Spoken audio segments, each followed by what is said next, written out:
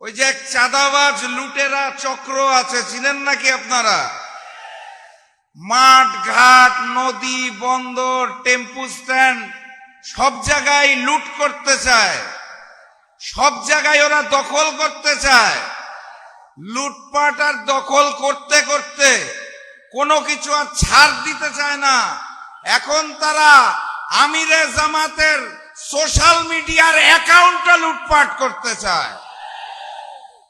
সংগ্রামী সাথী এবং বন্ধুগণ, ওই যে লন্ডন থেকে এক মুফতি এসেছে, চিনেন নাকি আপনারা? আসার পরে বলেছিল কি জানি, আই হ্যাভ আ প্ল্যান। সেই প্ল্যান কি কেউ আর খুঁজে পাচ্ছে না।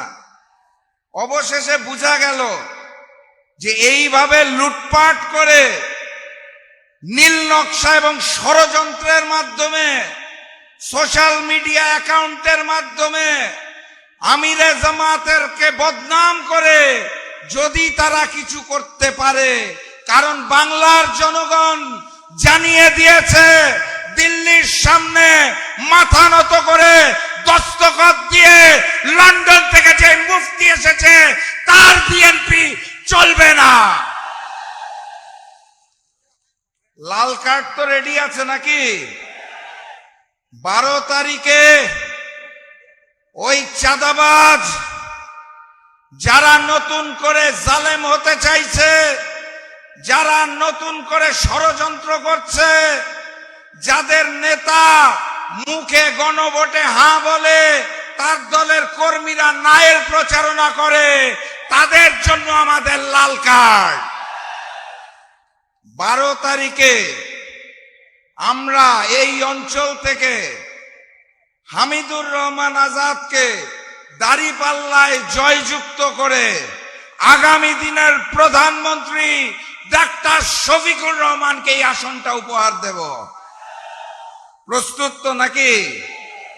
মার্কাটা কি? মার্কাটা কি? সেই ভোটটা দেওয়ার আগে ইমানদারির সাথে আরেকটা ভোট দিতে হবে, মনে আছে? গণভোটে গণভোটে গণভোটে ইমানদারির সাথে 2টা ভোট প্রদান করতে হবে।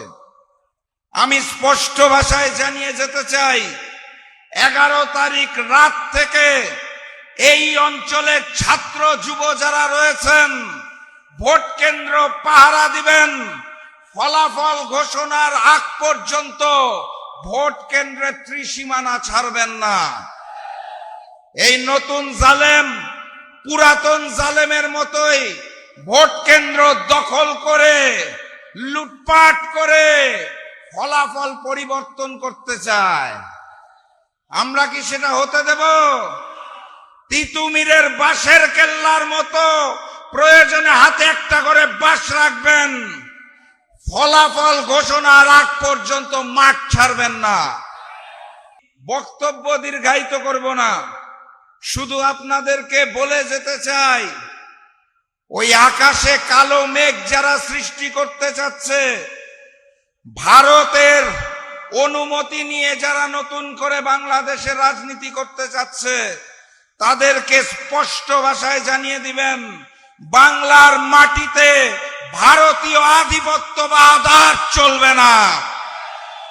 আমরা বাংলাদেশে আগামীতে মানবিক বাংলাদেশ গড়ে তুলব ডাক্তার শফিকুর রহমানের নেতৃত্বে। সেই লক্ষ্যে আমরা ঐক্যবদ্ধ হয়েছি। বিএনপির সাথে কোনো দল নাই, বিএনপি জোট বলে কোনো কিছু নাই। 3-4 জন বামপন্থী নেতা, ওই বামপন্থী বিএনপি বনাম ঐক্যবদ্ধ বাংলাদেশ। আমরাই বাংলাদেশ, আগামীর মানবিক বাংলাদেশ হামিদুর রহমান আজাদের নেতৃত্বে এই এলাকায় গড়ে তোলা হবে ইনশাআল্লাহ।